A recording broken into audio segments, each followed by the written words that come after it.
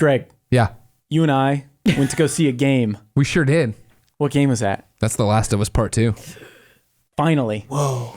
This is it was yesterday. Yesterday? Yeah, it was yesterday. It's been a blur. Yeah. I've been up at 4 the past couple days, so I'm exhausted. But anyway, we saw The Last of Us 2. We got to play about 2 hours of The Last of Us 2 in LA. Overall impressions. Man. Based on what you played. Man.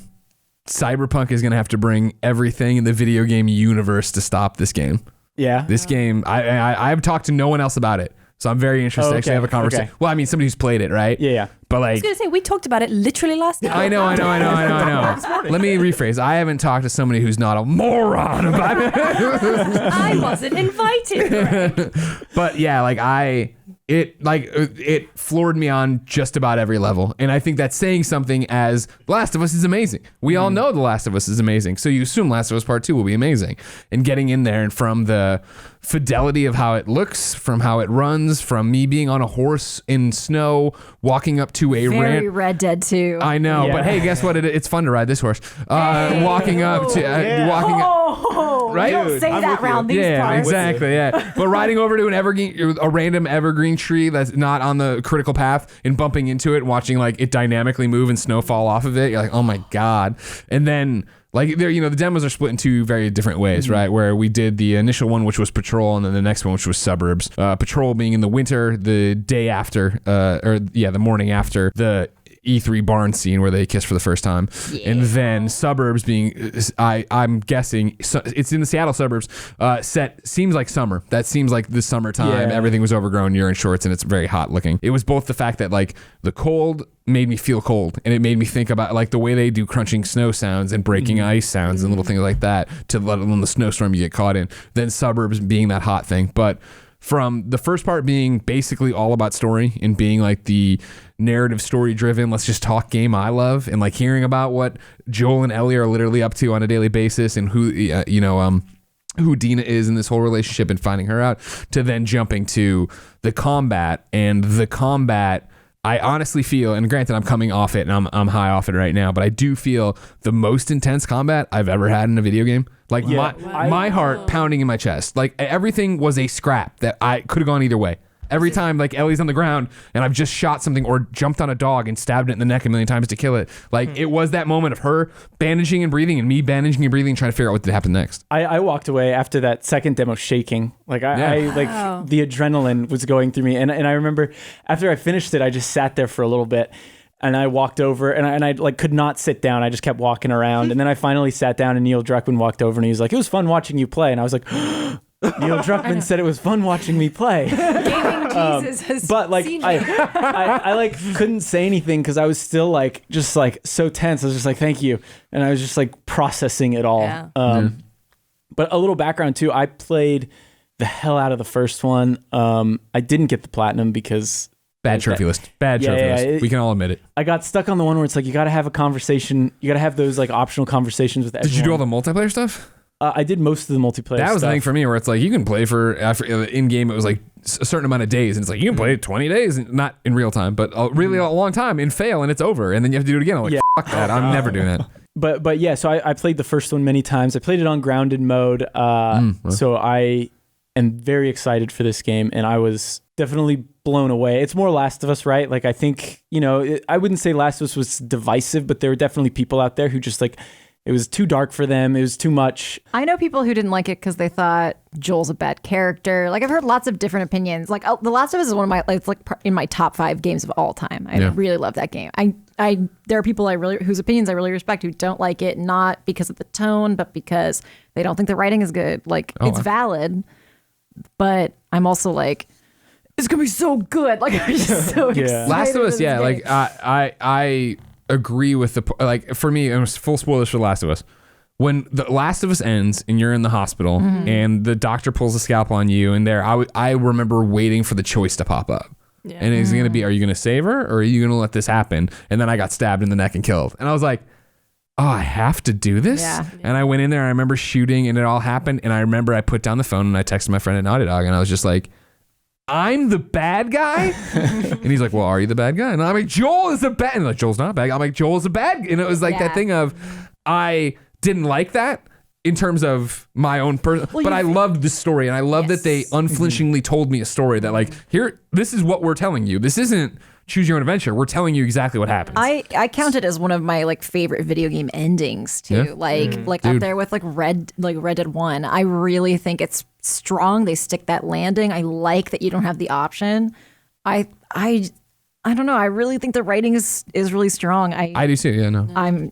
So we'll get back to The Last of Us 2 in a second. But did you also know that you don't have to shoot the doctors in there? Well, I mean, it sounds like you did because you didn't want to. Well, I got stabbed. I got stabbed for sure. So can I just scare him with the gun? Yeah, you can scare him away. So I kicked open the door and I was like, "You're not touching her," and shot all of them. And then I did it again, and it was like, "Oh, you can just walk up and take her," and they just kind of back off and let you do it. Wow. So you do have some choice. You have a choice in that, but like.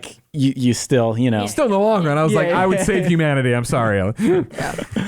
But yeah, so playing The Last of Us 2 and that combat system, like you were saying, is so intense. Like all the animations, the way the noises Ellie makes, like when you kill an enemy, you hear them shout that person's name. Like, that was the thing, dude. Like when you shoot somebody, they'll be like, Abigail! Like they are calling out. When you kill the dogs, they were calling out the dogs' names. Yeah. And it was like, wow. What a great fucking movie. I'm going to cry playing this game. Dude. Totally. Yeah. And like the combat, especially for what they were talking about, right? Like I'm sure you got we weren't in the same session, right? Mine was the morning one. So it was that thing, I'm sure you got the same session from Neil coming up there and talking about like, this is the biggest in terms of scope and scale and story and everything we've done, right? And I didn't understand what they meant. And when he started going through all the different stuff of like, Ellie's more athletic than Joel. So she has a dedicated jump button. She has a dedicated dodge button. Like she can move around more. You're like, oh, that's cool. I don't understand. And then playing the game and seeing it all in action in this suburbs part where it was fighting people, it all made sense for me of like, cool, like I'm dodging around now while you're trying to stab me. You can dodge to also shoot. If somebody's trying to shoot you, you dodge around. It's harder for you to get shot.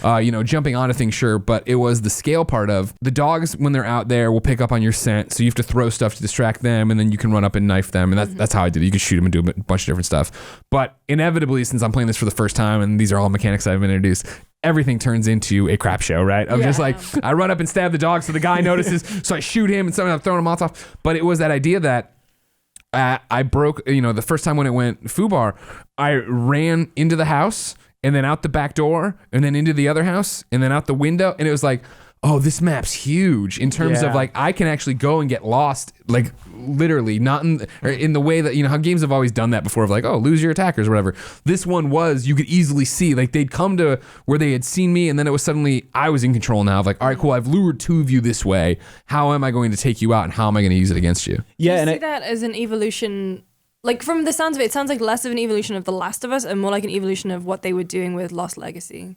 In the way that you could dip in and out of stealth. Yeah, like the bigger environment. Sure. Yeah, exactly. No, that makes sense. Hook. Yeah, I would say no grappling hook yet. At least what we played is still tighter than Lost Legacy. Sure. Like it's not as open. But to your point, like one thing I noticed was that like Ellie's agility feeds into that more open level design because you never really felt trapped in a corner. And that was one thing in the first Last of Us game where this is the route you're taking. You're going to have to fight these people. Sure, you can maybe go right or left or whatever. And if you get caught, you're probably just going to get back in the corner. In this, I never felt trapped. Someone would notice me and I'd look behind me and I'd see a window I could hop out of. And because I was Ellie, because the map design, the level design was more open, I could hop out that window. I could run back there. I could lay on the ground, crawl under a car or something like that. Wait it out. But you couldn't stay there too long because the dogs are constantly sniffing you out. Like if you pull up your listen mode, you can see the scent you leave behind. And if a dog intersects with that scent, then that dog will just follow that path until it gets to you, unless you can break that scent somehow. So you're kind of forced to constantly move. And I think that all feeds into Ellie being more agile, the levels being more open. And it really embraces that sort of hit and run tactics. And that was the thing is like once it started, it was like it's go time, and it's what you're talking about of the intensity of it, right? Where I my heart pounding, your adrenaline. Where it was that it in The Last of Us 1, it felt like they were almost puzzles in terms of what the order I should be to take people out. Okay, cool. And if you screwed it up, you're gonna die and you're gonna redo it. And this one was the opposite of that, where it was like it felt real in a way of I'm actually engaging with these people and I've caught them off guard. They've caught me off guard. What's going to happen? There was one where, I was sneaking on, I think it was a bookstore, and then I went in the glass room, and then people came in, and it was like 3 groups, and I waited, and the dude came around, and I stabbed his dog, and he freaked out, and they started screaming and running in, and then I jumped up and I dodged around a bunch, stabbed him, got shot a bunch, dropped down, got the shotgun, shot her. Then they heard the commotion. They came in. Like, there's this new thing of when there's cracks in the wall or things you can squeeze past, pushing forward and hitting X, and then you squeeze through, and the other people do it too. So this other person came in, I was like, and I'm down bandaging myself, and I was cycling through my weapons. I was using everything I had. They, most times when games give me traps, something to set to booby trap, I'm always like, I will never use this. This was the thing of like, okay, well, I'm going to put it in the grass, and then the dog will come get me, but it'll blow up them, but then they'll know, and it's like, it was just this ever evolving, how am I going to tackle the situation, get out of the situation? Did you guys get to fight infected? Yeah, the first part. So the patrol is Dina and Ellie out patrolling for infected through these different things, and they have all these different checkpoints you go into and write in a logbook that you've done it. And eventually, basically we played all the stuff you saw from the trailer. So they go in to investigate, and that part where Ellie falls through the roof and lands out there, that's where you pick up, and that's your first set of infected. And that was, fun learning the ropes again with them, because it's been so long, and I'm like, man. So can they see me? I forget. No, they don't see me. Okay, cool. But then there's these new giant dudes that explode and poison you, and it was that was my next question of like, is there different infected, and did it feel different fighting them here than it did in the first Last of Us? It felt, I think, this time around again, more empowering. You know what I mean? To get in there and realize, of course, that they're not the biggest threat. Like, man's inhumanity to man is. But like, these guys are dumb idiots that I can get around and do it. But then it was the thing of like, oh, that one is brand new, and I try to treat it like the other ones, and they just exploded and poisoned me. And it was the same thing that would happen in the suburbs later in the demo, where I'm running and I'm poisoned and my health's dropping, and I squeeze through the crack, and I just get far enough away to bandage myself up. And I was like, that was awesome.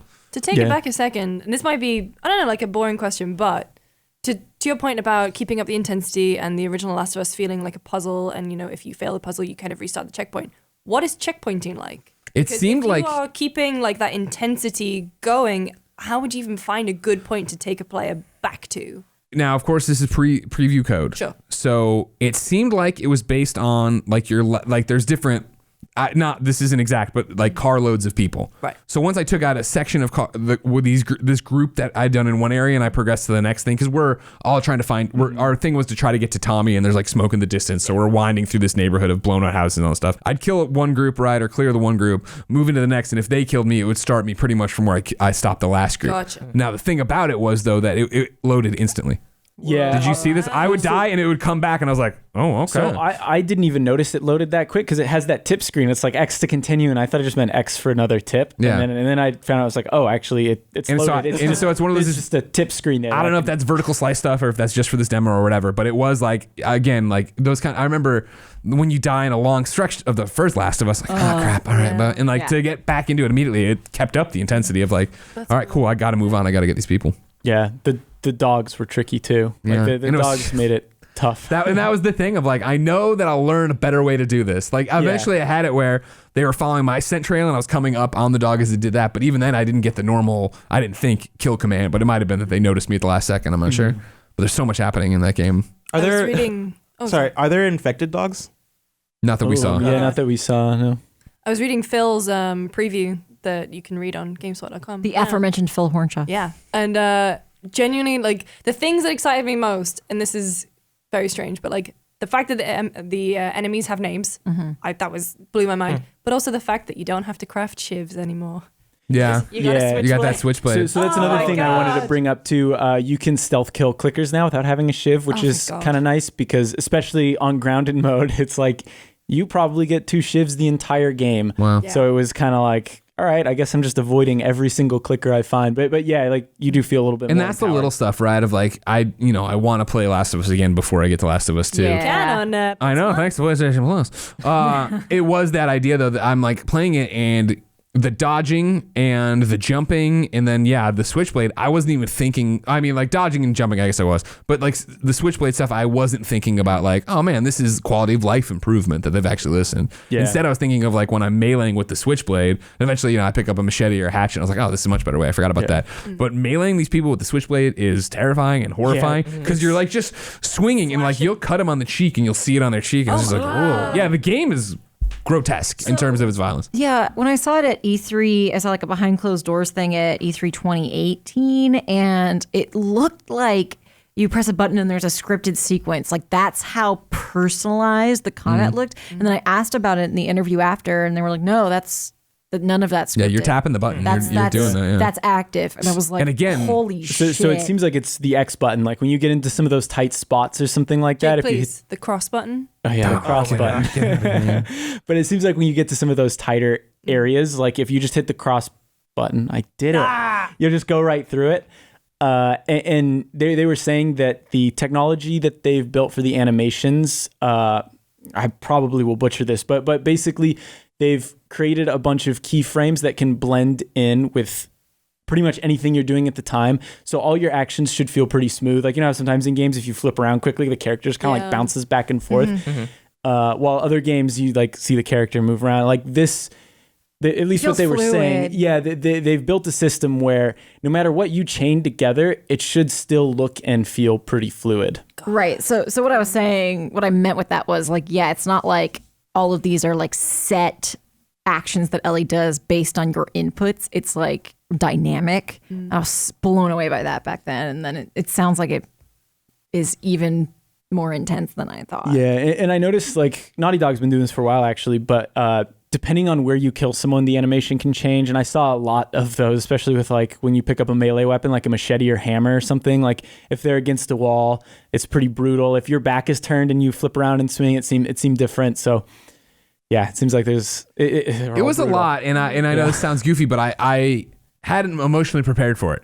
Where it was that thing as I sat down and it was that in the room of banning yourself, I'm like, I do not want to go back out there. I do not want to engage. Yeah. But you do because it's like satisfying, but you don't because like I'm in that moment with her of like, this sucks. I don't want to kill all these people. I don't want to do all this stuff. Can Ellie swim? Great question. I didn't do one of the interviews with Neil. I guarantee many an article tomorrow will tell you. Yeah. How's crafting? Has that changed at all? No. Well, you actually would be a better source than me. You played more Last of Us, I think, than I did. I mean, so like on the fly, it's still pretty much the same, right? Like you'll throw down your backpack and craft. But the one big difference I noticed was with weapon crafting. And it's one thing Anthony Newman, I think the co-director, pointed out, was that they kind of got rid of like a traditional menu for when you're at a workbench. Instead, like if you want to upgrade your sniper rifle or whatever, there'll be an animation of Ellie like pulling out the bolt and like putting in a magazine. Like she actually builds these guns in front of you. Anywhere? No, you have a dedicated workbench. As you walk up and you hit a power strip. It happens pretty fast, but like it's one of those small things that I didn't even really think about, but seeing it there, it makes you feel so much more into the action. And it's also kind of like it's a little, I don't know, unsettling seeing Ellie just like totally. She took apart the gun in a couple seconds, and like she's like, oh, I can use this to give more ammo and like load it and put it back together within a couple seconds. And it's like, I'm gonna use that thing to kill a lot of people, and you just put that together in like 3 seconds. Yeah, because like what? It's been 5 years since the previous game. Right. Yeah. If I can trust this Instagram post by IGN that I just read. 6? Wait, 2013. Yeah, so 6 6. years. No, in the world. In the world. She's gone from 14 to 19. And so like at this point, she's like a stone cold killer, I'd imagine. Yeah, she's seen it. She's seen it for sure. I'm ready for this. One of the things we haven't talked about that I really, really loved is something you don't see a lot in video games is that, the door is locked, right? But if it's a pane of glass next to it, pick up a brick and throw it through the glass, and then you can crawl through the window. Cool. Like there, and like you get in. That's how I got into like a pharmacy and some other stuff. So I was grabbing, the bolts all there that you need for crafting, the supplements now to go in and make better listen mode, stuff like that, more health or whatever. I found it very satisfying to smash those windows. Totally, yeah. Like they were like you could just melee it, and I was like, yeah, but I want to throw a brick through the window because it's the end of the world, man. Come on. Man. What is the friendly AI like? Phil was kind of glowing when he was talking about it because it actually feels like your AI companion has impact this time. I feel like Ellie, when you played the original Last of Us, especially, she was just didn't really do much. Yeah. And now they're gals being pals. Like they can do anything together. Just be very, very good friends. Exactly. Totally. Don't worry. When